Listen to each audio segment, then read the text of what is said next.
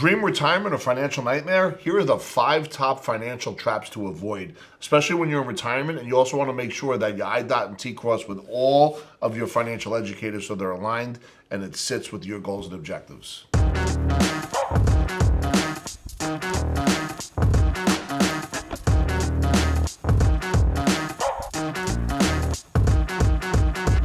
So mistake number 1, not adjusting your portfolio.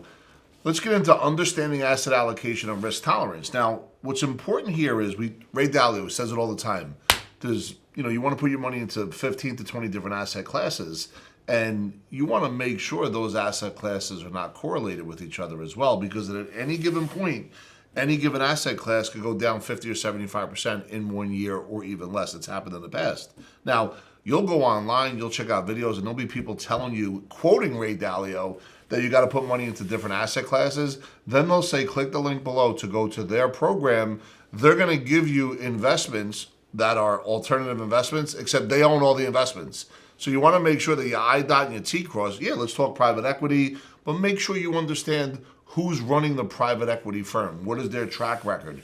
And this is where it's important to understand diversification within amongst asset classes. Number 2, red zone asset allocation, stocks, bonds, and cash. To me, the red zone is the retirement red zone between age 55 and 65. You want to make sure you're not chasing a rate of return, that you're in a position to prosper financially no matter what economic cycle we're in. And if you do proper planning prior to then, when economic winter comes knocking, you will be in a position to make really good decisions with your money time freedom. Then we have sequence of returns rate risk. This means that at any given point, if you look at whatever age you're at and all of a sudden the market happens to go down, maybe for a year, maybe for 2 years, let's say you're 60 and all of a sudden the market goes down 20%. If you sell out at the wrong time, if you have all your money in one asset class, or you're not really truly diversified even within the market itself with stocks and bonds and all different kind of mutual funds, that could be very costly if you're 60 years old, because now all of a sudden whatever you lost, you got to get that back. And if you start chasing the rate of return, the sequence of return rate risk becomes a major problem for you. Last but not least, importance of realigning portfolio based on goals. A goal, first of all, you got to write your goals down. It's only a wish if you don't. But goals with deadlines are important. So a guy that works with us, John Spring, he is a certified financial planner. One of the things he does with his investment committee when they sit down is they make sure that when they get with folks on a quarterly basis to go over the plan, things do change, and realigning portfolios based on not chasing a rate of return, but understanding core values and make sure everybody's aligned is a very important thing. Mistake number 2, inaccurate income calculations.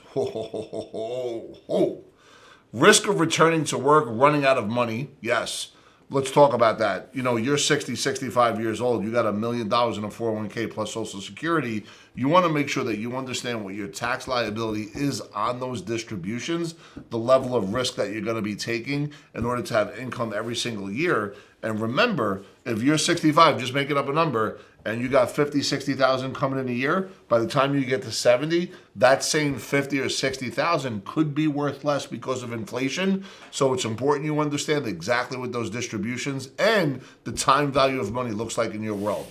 Number 2, early Social Security withdrawal. Look, some people do it. I think you can start at age 62. The question is, if you're going to do it, are you deploying the capital to put into another investment opportunity later on to catch up for what you may lose? Or if you're desperate and you need the money, those are 2 different conversations. But remember, it's available. I would definitely sit down and really I dot and T cross to make sure you understand exactly what that looks like. You have the 4% rule, which is basically the College of Financial Planning's rule for society to follow their game plan. The 4% rule, if you're not careful because of inflation and fees and everything else, you may run out of money because you may have to take more money. And if the risk of the stock market's affected that principle, it could put you in a situation where all of a sudden you're going to have to pick up another job. But with that, I love dynamic spending strategies. And what does that mean? So if I have all my different asset classes, if I have proper planning in place, including buckets that come back to me tax-free, or at least tax-free up to basis, now all of a sudden I can manage the tax code a little bit differently. I have intelligent conversations with my accounting team, my fiduciaries, my trust officers, my insurance agents, and now all of a sudden, because of proper planning, spend and replace mindset, that allows me to do dynamic spending strategies. And remember, when you're spending down principal, portion of that money is tax efficient because you're not getting taxed on it. You just get taxed on the gain. Mistake number 3, impact of taking Social Security payments at different ages. Once again, early withdrawal reduces potential benefits by up to 30%.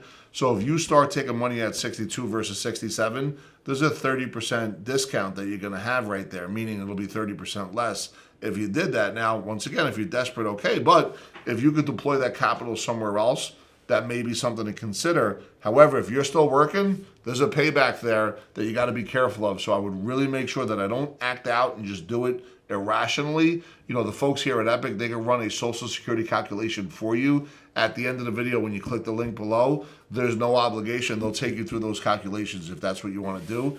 And then also benefits of delaying and investing elsewhere. Well, we talked about benefits of delaying, right? It all comes down to monthly cash flow. What does your monthly cash flow look like in retirement? If there's extra money you could deploy somewhere else to buttress, B-U-T-T-R-E-S-S, buttress that retirement, what's going to happen is it'll give you more support, more flexibility, and the ability to handle things that you can't anticipate. Mistake number 4, importance of considering rising healthcare costs in retirement. It's a real pandemic, folks. The average retired couple at age 65 may need about $315,000 for healthcare over that 20-year period. That's scary. And the older you get, I know that technology has us living longer, healthier, happier lives, but the older we get, the more risky that is. So it's something to be fully aware of. Once again, you know, none of these videos are meant to scare you. This is for me to give you education, I.T. cross, and let you know who you need to look after.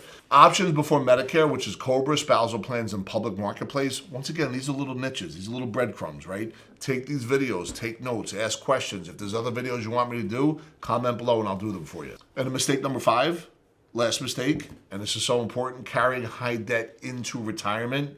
Let's make sure as we're in the retirement red zone, stepping into retirement, we're cleaning up all the debt, pay off all the credit cards, pay off all the mortgages. Because if you look back from 1989 to 2016, that block, 1989 to 2016, those folks high-stepped, literally high-stepped into retirement with a lot of debt. And think about it, what happened in 2020?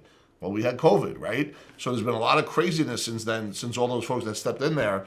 And that's important that you understand that from where you are today. And debt can severely affect your retirement lifestyle because of what I'm talking about right now. It's not only like a negative emotional feeling because you're paying back something that you owe with interest and you're not getting any benefit from it, but it's also taking away that cash flow where you could use that somewhere else and really live a life of fulfillment the way you want to live. So it's important that you understand that now, take these action steps and put yourself in a position to prosper. So we just went over the 5 mistakes to avoid. There's other mistakes, but those are my top 5 for now. And one of the things, the Swiss Army knife mindset, the role of life insurance, the benefits of life insurance and retirement planning, that is the key here. It boosts the potential income from your savings because now all of a sudden you don't have your money going to a separate piece of investments all over the place where the band isn't making sense, the drums aren't connected to the guitar. Your money is in a different level of harmony that gives you the ability to stay ahead of tax inflation and lost opportunity cost.